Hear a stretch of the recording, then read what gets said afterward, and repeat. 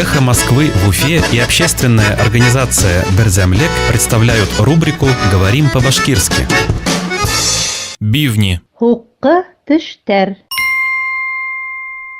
Бивни мамонта. Мамонттың хукка тиштери. Бивни мамонта. Мамонттың хукка тиштери. В Мечетлинском районе Башкирии обнаружены бивни мамонта. Башкортостандың Мәсетле районында мамонттың хукка тиштери табылган.